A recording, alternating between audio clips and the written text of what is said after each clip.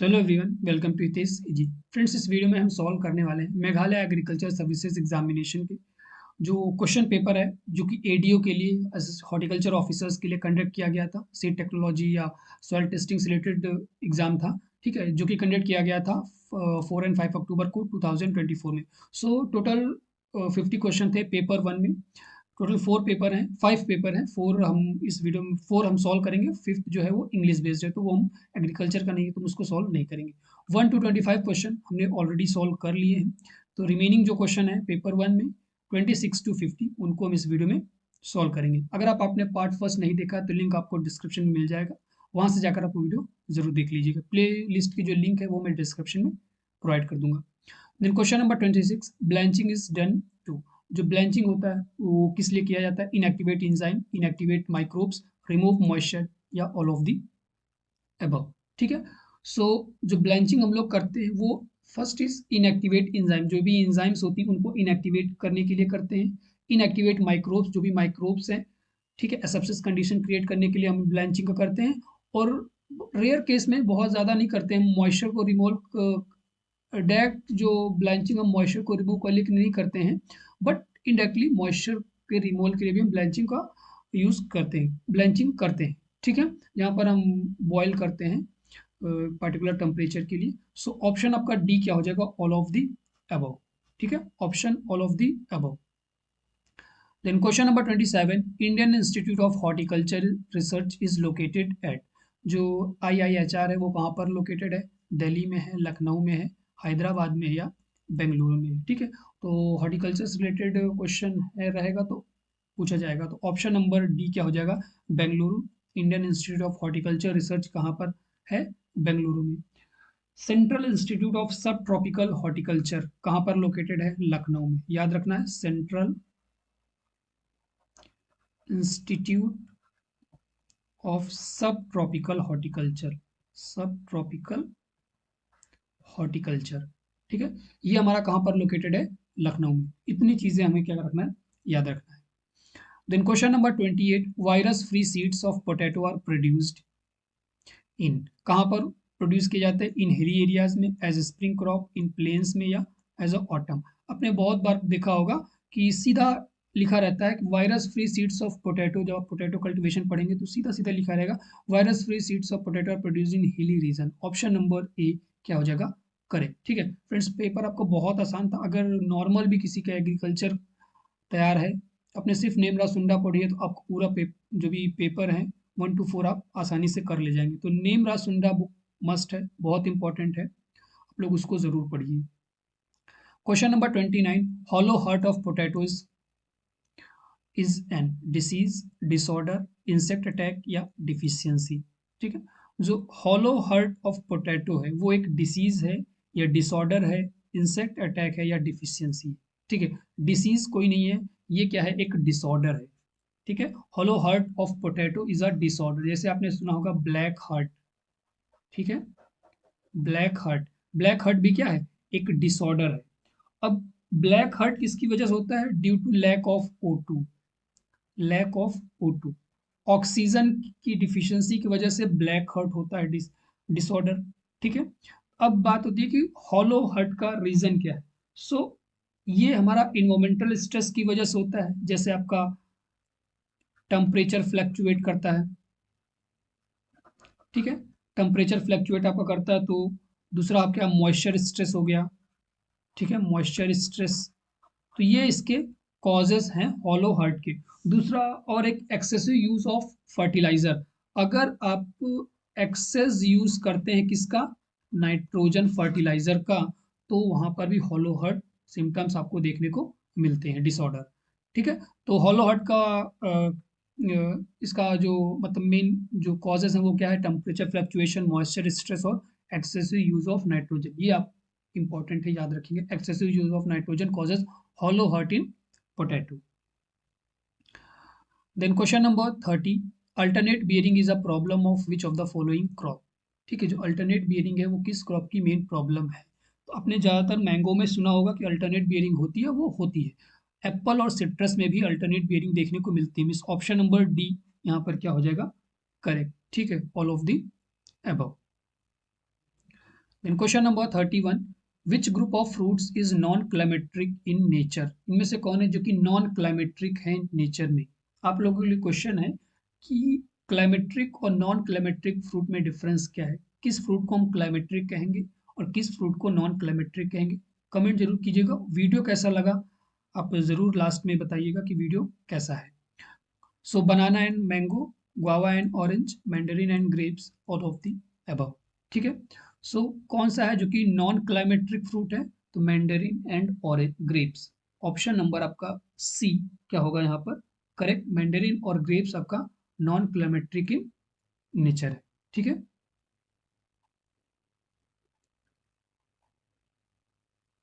Then question number 36। ठीक है। 36 question 1 2 3 करके नहीं, ऐसे सामने सामने करते हैं। सो क्वेश्चन नंबर 36 क्या होगा? लीची इज प्रोपगेटेड बाय, जो लीची है वो कैसे प्रोपगेट करते हैं? ग्राफ्टिंग से, एयर लेयरिंग से, कटिंग से या बडिंग से। ठीक है। सो देखिए इंपॉर्टेंट क्वेश्चन है। जब आप प्रोपगेटिंग मेथड पढ़ेंगे तो बहुत सारे क्वेश्चन हैं जो कि मैं बताऊंगा मेन मेन जो भी पूछा जाता है। So litchi is propagated by air layering. Option number B क्या होगा करेक्ट। या कभी कभी एयर लेयरिंग ना कह के आपसे गूटी कह देगा। ठीक है। So litchi is propagated bye गूटी और एयर लेयरिंग। एयर लेयरिंग को ही हम गूटी कहते हैं। ठीक है। अगर पूछता है कि स्ट्रॉबेरी का प्रिपरेशन वो प्रोपगेशन किससे करते हैं, तो रनर्स का यूज करते हैं। रनर्स। ठीक है। किसके लिए? स्ट्रॉबेरी। स्ट्रॉबेरी क्या रनर्स का यूज करते हैं। अगर बडिंग की बात करते हैं तो ऑनला में हम करते हैं। ऑनला में ठीक है। बडिंग कौन सी बडिंग करते हैं? T budding. ये भी याद रखना है। बडिंग टी बडिंग या आप पैच बडिंग कर सकते हैं।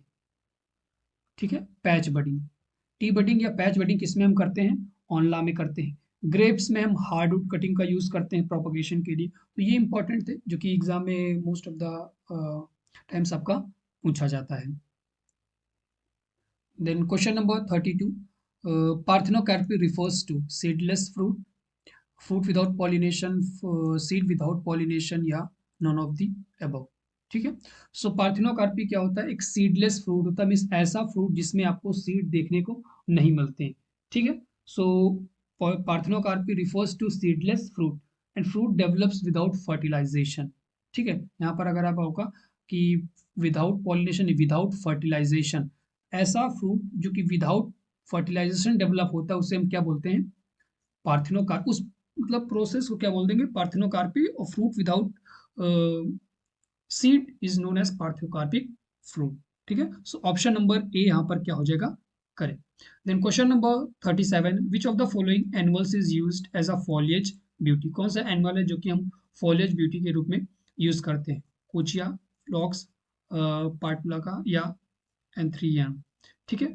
तो कोचिया का हम लोग यूज करते हैं as a annual foliage beauty. ठीक है। Annual use as a foliage beauty. Foliage beauty के लिए किसका यूज करते हैं? कोचिया का।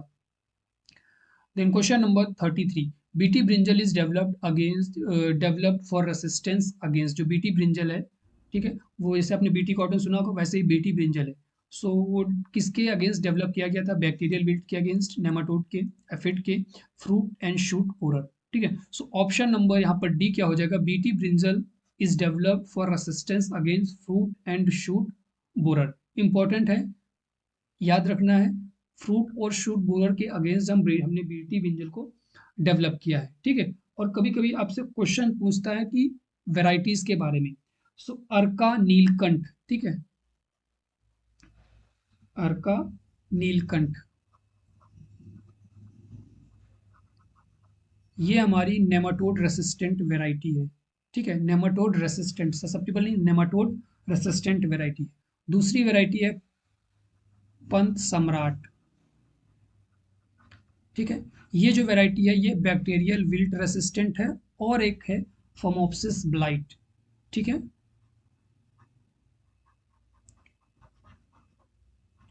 Phomopsis blight. Most of the time question पूछता है कि फोमोप्सिस ब्लाइट अकर्स इन, किस में देखने को मिलती है? तो ब्रिंजल में। तो ये याद रखना है, फोमोप्सिस ब्लाइट किस में होता है? ब्रिंजल में होता है। ठीक है। देन नेक्स्ट क्वेश्चन है question number 38। Citrus is a special type of berry, pome, drupe या नॉन ऑफ दी अबव। ठीक है, सिट्रस एक तरीके का बेरी है, पोम है या ड्रूप है। बहुत बच्चे लगा के क्या आएंगे ड्रूप, बट रॉन्ग है, ड्रूप नहीं है। Citrus is a special type of berry. Option number A क्या हो जाएगा यहाँ पर करेक्ट। ठीक है, citrus is a special type of berry which is specially classified as hesperidum।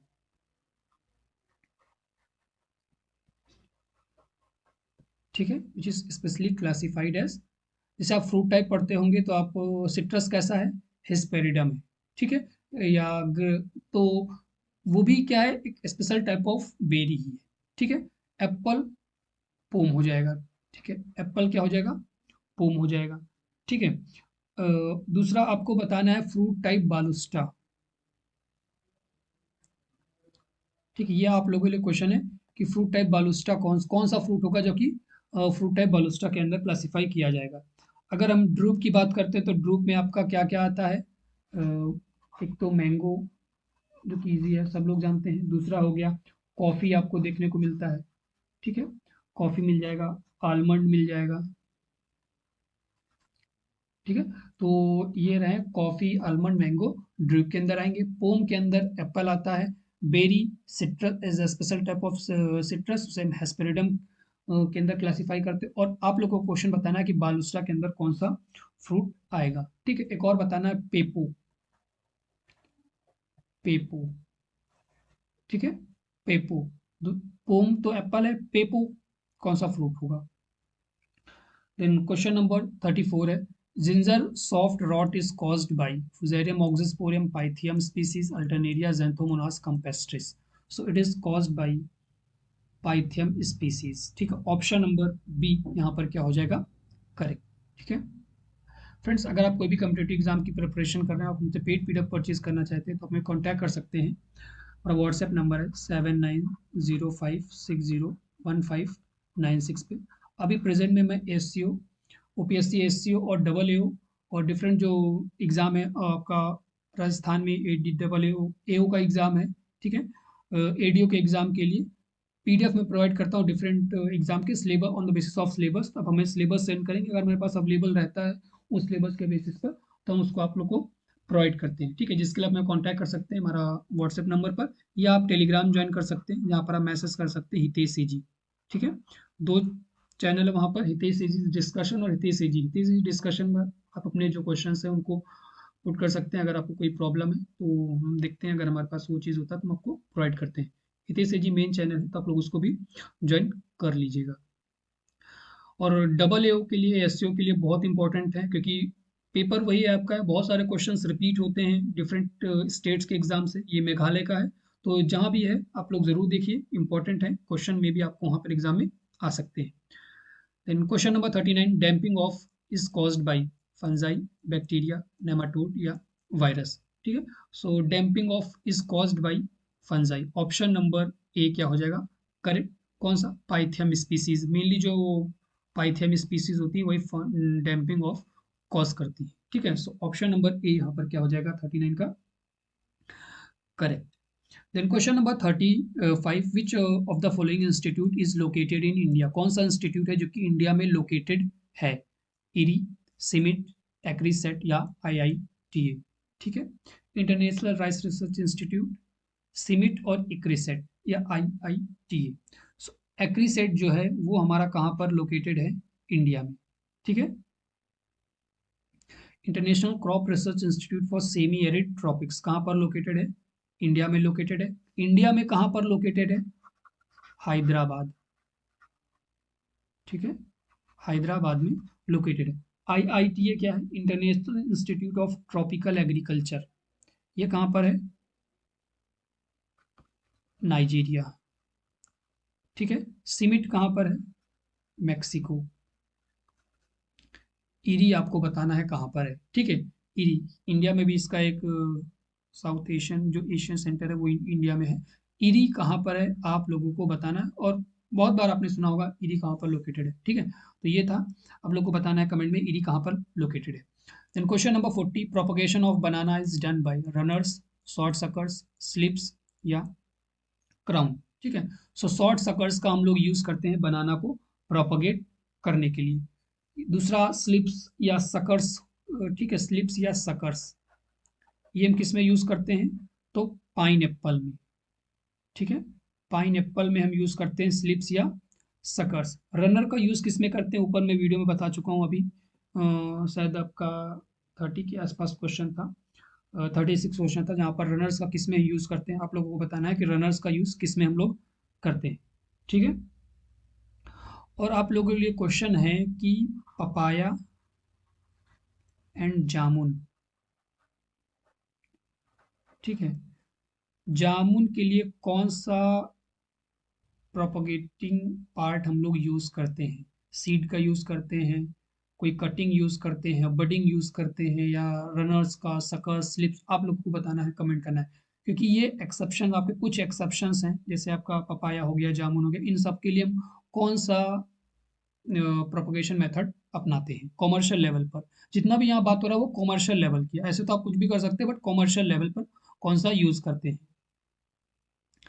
Question number 41, the end product of glycolysis is, glycolysis का जो and product है वो क्या है, malic acid, citric acid, pyruvic acid, या oxalic acid, ठीक है।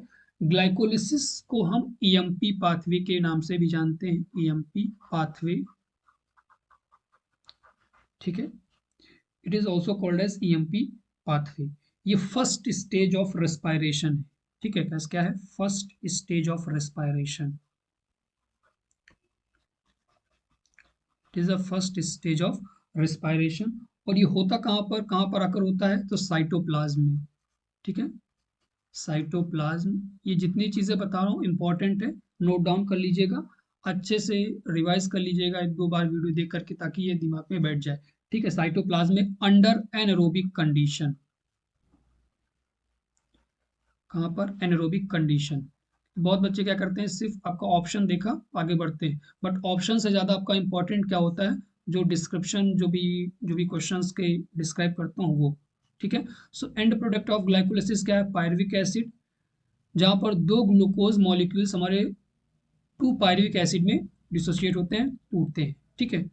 सो it is also called as EMP pathway, first stage of respiration and occurs in cytoplasm under anaerobic condition, ठीक है। जहां पर दो मॉलिक्यूल ग्लूकोज के क्या देते हैं, pyruvic acid, one molecule of glucose gives two pyruvic acid, ठीक है। तो ये चीज याद रखना है कि one molecule of glucose gives two pyruvic acid, ठीक है। देन क्वेश्चन नंबर 42 है, whip tail of brassica is associated with deficiency of, जो विप टेल डिसीज है किसमें होती है, कॉलीफ्लावर में, ठीक है। बट यहाँ पर इंडायरेक्ट क्वेश्चन पूछा है कि whip tail of brassica is associated with, scientific name से पूछा है, ब्रासिका ओलेरिया बोट्रावेराइटी बोट्राइटिस है, जो कि कॉलीफ्लावर का साइंटिफिक नेम है, ठीक है। सो इसकी डिफिशियंसी की वजह से होती है, मोलिब्डेनम की डिफिशियंसी, या जिंक, या कैल्शियम, या बोरोन की, ठीक है। बहुत इंपॉर्टेंट क्वेश्चन है, और बहुत बार क्वेश्चन आपका, मोस्ट ऑफ द एग्जाम में ये क्वेश्चन पूछा जाता है, मोलिब्डेनम की डिफिशियंसी की वजह से आपका होता है विप टेल ऑफ कॉलीफ्लावर, या विप टेल ऑफ ब्रासिका। क्योंकि यहाँ पर देखिए क्या क्या ब्रासिका, तो ब्रासिका क्या है आपका, कॉलीफ्लावर के बारे में कह रहा है, ब्रासिकेसी फैमिली का है, तो फैमिली भी याद रखिएगा, ब्रासिकेसी या क्रूसी फेरी, ठीक है।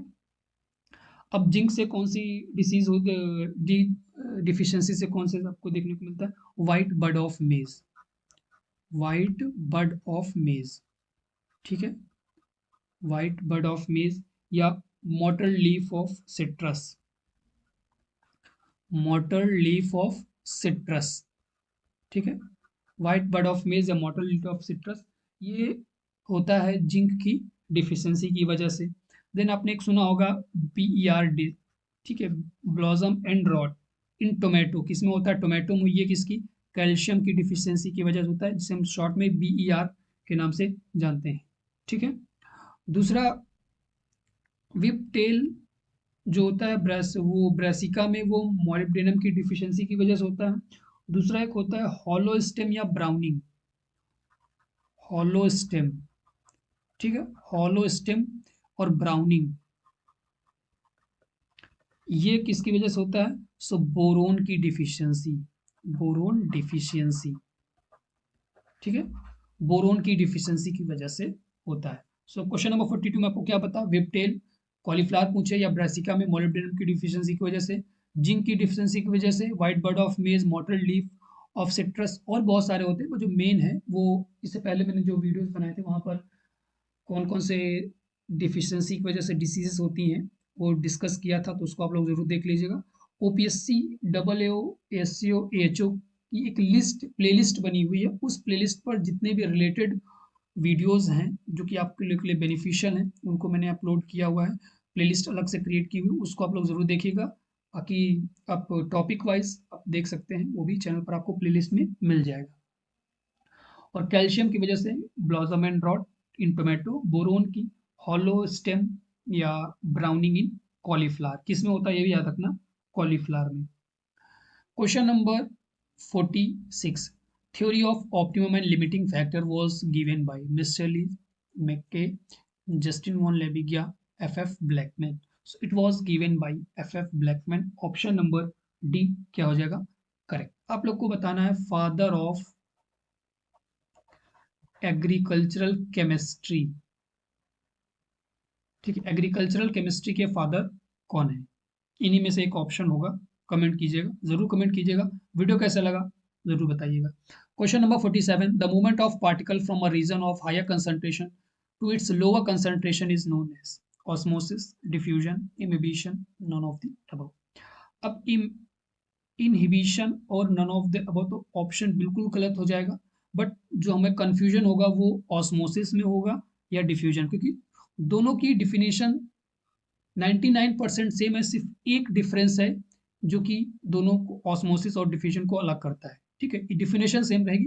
Movement of particle from a region of higher concentration to a region of lower concentration is called as diffusion. ठीक है, यहां पर एक वर्ड ऐड कर देगा कि from higher concentration to lower concentration through a semi permeable membrane, semi permeable membrane. ठीक है, अगर सेमी परमिएबल मेम्ब्रेन ऐड कर दिया तब वो आपका क्या हो जाएगा, ऑस्मोसिस। ठीक है, हायर रीजन से लोअर रीजन का कंसंट्रेशन वो आपका डिफ्यूजन, बट वहीं पर अगर ऐड कर दिया through a semi permeable membrane then that is called as osmosis. इतनी ये याद रखना है, सेमी परमिएबल मिल गया ऑस्मोसिस, नहीं तो diffusion. Question number 43, growth is measured by osmometer, auxanometer, photometer या क्लिनोमीटर।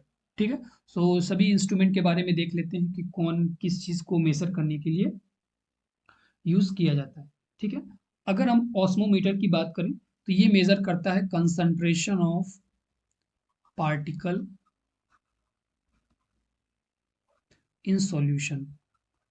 सॉल्यूशन के अंदर पार्टिकल का कंसंट्रेशन कितना है वो कौन मेजर करता है, ऑस्मोमीटर। ठीक है, ऑक्जेनोमीटर क्या मेजर करता है, ग्रोथ प्लांट की। ठीक है, ऑक्जेनोमीटर क्या मेजर करता है, प्लांट की ग्रोथ को। फोटोमीटर मेजर करता है ट्रांसपिरेशन, ट्रांसपिरेशन। और क्लिनोमीटर क्या मेजर करता है, angle of elevation, angle of elevation या स्लोप का जो एंगल रहेगा against the in relation to gravity, gravity के रिलेशन में वो कौन मेजर करेगा, क्लिनोमीटर। तो ऑस्मोमीटर, ऑक्जेनोमीटर, फोटोमीटर और क्लिनोमीटर चारों को याद रखना है कौन किस चीज के लिए यूज किया जाता है। देन क्वेश्चन नंबर 48 है, विच of the following is a day neutral crop. ये क्वेश्चन आप लोगों के लिए है, इनमें से बताना है कौन सा डे न्यूट्रल क्रॉप है, कमेंट कीजिएगा। ठीक है, then question number 44, fruit ripening hormone is ethylene, ABA, GA या साइटोकाइनिन। ठीक है, सो कौन सा फ्रूट राइपनिंग हार्मोन, ये भी आप लोग के लिए क्वेश्चन है, बताइएगा। और किस हार्मोन का यूज हम कह सकते हैं कि ग्रोथ को रिड्यूस करने के लिए करते हैं। ठीक है, किस हार्मोन का यूज या हम किसका सेल डिवीजन के लिए यूज करते हैं, कि ये बताइएगा, सेल डिवीजन। ठीक है, सेल डिवीजन और ग्रोथ को रिड्यूस करने के लिए, ग्रोथ रिडक्शन के लिए किस हार्मोन का यूज करते हैं, इन्हीं में से आपका होगा, ए बी सी डी में से आपका होगा किसका हम ग्रोथ रिडक्शन के लिए यूज करते हैं, कौन सा सेल डिवीजन के लिए यूज करते हैं, इसकी अलग से मैं पीडीएफ प्रोवाइड करता हूँ, तो आप परचेस कर सकते हैं, जहाँ पर जितने भी हार्मोन्स हैं उनसे रिलेटेड कोई चीज़ है तो वो आपको दे, वहाँ पर जो भी क्वेश्चन पूछे जा सकते हैं तो वो आपको वहाँ पर मिल जाएंगे। ठीक है, इंपॉर्टेंट है, हार्मोन से रिलेटेड क्वेश्चन आपके पूछे जाते हैं। सो ट्राइपनिंग के लिए कौन सा हार्मोन, बहुत फेमस क्वेश्चन है, बताइएगा सही आंसर क्या होगा। ठीक है, then question number 49, the correct order of water use efficiency is CAM. सबसे ज्यादा वाटर यूज एफिशिएंसी किसमें होती है, कैम में, देन C4, देन C3, या C4 C3, या कैम, या एंड सो ऑन। ठीक है, तो सबसे ज्यादा जो वाटर यूज इफिशियंसी होती है वो किसमें होती है, कैम में, देन C4 में, देन C3 में। ठीक है, ऑप्शन नंबर ए क्या हो जाएगा करेक्ट। अगर यहीं पर आपका ट्रांसपिरेशन रेट पूछ ले कि सबसे ज्यादा ट्रांसपिरेशन रेट किसमें होता है, तो जिसमें वाटर यूज इफिशियंसी ज्यादा होगी उसका जो ट्रांसपिरेशन रेट होगा वो क्या होगा, सबसे कम होगा। तो अपोजिट क्या हो जाएगा, C3, then C4, then cam. ये आपका ट्रांसपिरेशन रेट के लिए हो जाएगा। सबसे ज्यादा ट्रांसपिरेशन रेट किसमें होता है, C3 में, देन C4 में, और देन कैम में। Then question number 45, the formation of carbon containing compound from the carbon dioxide and water by illuminated green cells, water and oxygen being the byproduct is called। ठीक है, उसे क्या बोलते हैं, photo respiration बोलेंगे, photosynthesis बोलेंगे, photolysis, या none of the above. ठीक है, क्वेश्चन क्या क्या है कि carbon dioxide, formation of carbon containing compound from carbon dioxide and water, carbon dioxide और वाटर का यूज करके with the help of light and oxygen as a by product निकलता है, उसे क्या बोलेंगे, फोटोसिंथेसिस। ऑप्शन नंबर बी क्या हो जाएगा करेक्ट। ठीक है, then question number 50, which of the following is used for measurement of growth, growth को मेजरमेंट करने के लिए हम कौन से इंस्ट्रूमेंट का यूज करते हैं, हॉरिजेंटल माइक्रोस्कोप, ऑक्जेनोमीटर, बोस कार्कोग्राफ, या ऑल ऑफ द अबव। ठीक है, सो हॉरिजेंटल माइक्रोस्कोप, ऑक्जेनोमीटर पर हमने पढ़ा था, बोस कार्कोग्राफ ये भी हम यूज करते हैं ग्रोथ को मेजर करने के लिए प्लांट के, and all of the above. So option number आपका डी क्या हो जाएगा correct, all of the above. तीनों का यूज करते हैं हम ग्रोथ को मेजर करने के लिए। ठीक है, सो फ्रेंड्स इस वीडियो में इतना ही, मिलते हैं नेक्स्ट वीडियो में जहां पर हम पेपर 2 को सॉल्व करेंगे। और आप लोग पूरा वीडियो जरूर देखिएगा, लिंक आपको डिस्क्रिप्शन में मिल जाएगा, पार्ट फर्स्ट जहां पर आप लोग जा करके देख सकते हैं। मिलते हैं नेक्स्ट वीडियो में, जो भी हमारा पेपर सेकंड है उसके लिए।